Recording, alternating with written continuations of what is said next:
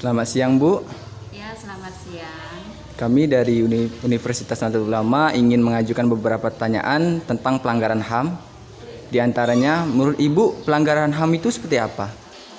Pelanggaran HAM itu kan tindakan kekerasan yang dilakukan oleh seseorang, individu atau kelompok atau institusi di mana itu bisa merugikan orang lain. Nah, kita kan tahu HAM itu kan hak asasi manusia, hak hakiki yang dimiliki oleh manusia, oleh seseorang, di mana apabila haknya itu dilanggar oleh orang lain, baik itu secara individu maupun secara kelompok atau institusi yang bisa merugikan orang lain, itu akan disebut pelanggaran HAM.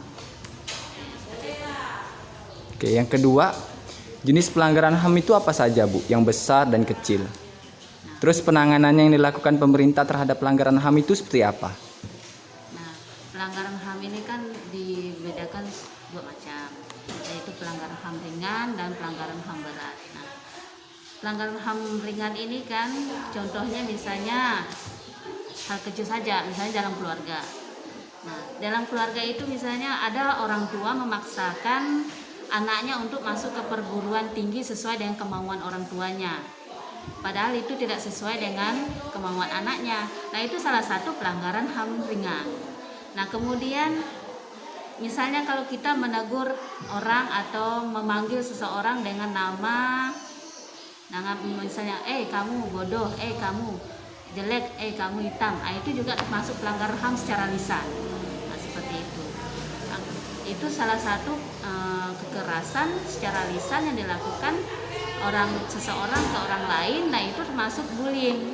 Nah, itu juga salah satu termasuk contoh pelanggaran HAM ringan. Kemudian pelanggaran HAM berat, contoh misalnya pembunuhan, kejahatan, teroris, kemudian banyak juga yang sering terjadi di lingkungan sekitar kita, itu termasuk juga pelanggaran HAM berat, misalnya pembunuhan. Contoh misalnya dulu kan kasus Munir, itu kan dilakukan secara berencana, itu salah satu pelanggaran HAM berat dan penanganan itu sampai sekarang tidak jelas. Nah, ini kita harus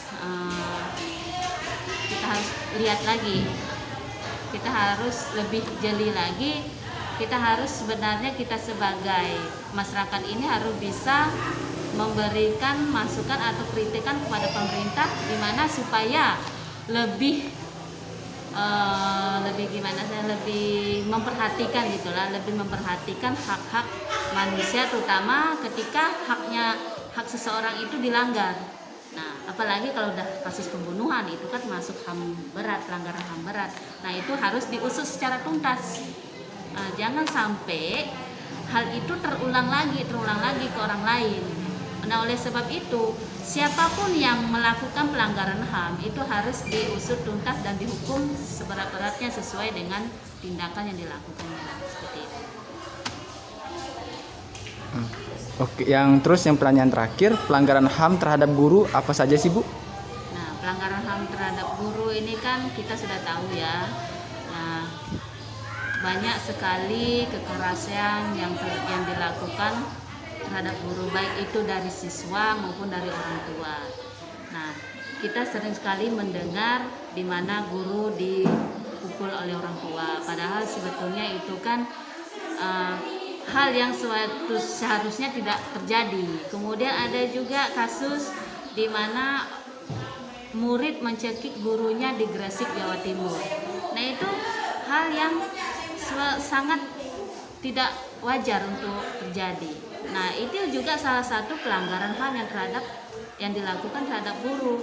Nah, dari sebab itulah maka terbitlah Undang-Undang Perlindungan Guru, yaitu Undang-Undang Nomor 10 Tahun 2017. Nah, ini kenapa? Ini untuk melindungi guru supaya guru itu merasa aman, merasa dilindungi oleh pemerintah. Nah, jika seseorang melakukan kekerasan terhadap guru, maka dia sudah dilindungi oleh undang-undang, dan orang yang melakukan kekerasan itu harus dihukum sesuai dengan perbuatannya. Seperti itu. Nah, Undang-Undang Perlindungan Guru ini ada bisa terdiri dari gangguan keamanan kerja. Nah, gangguan keamanan kerja itu kan seperti tadi, pada saat dia mengajar di sekolah, tiba-tiba misalnya ada orang tua murid menyerang guru, memukul guru. Nah, itu sering terjadi. Kemudian ada juga misalnya kalau ada muridnya memukul gurunya, itu juga salah satu pelanggaran. Nah, itu termasuk salah satu keamanan kerja. Kemudian kecelakaan kerja, kebakaran pada waktu kerja, nah bencana alam, kesehatan lingkungan kerja itu salah satu perlindungan dari undang-undang terhadap guru.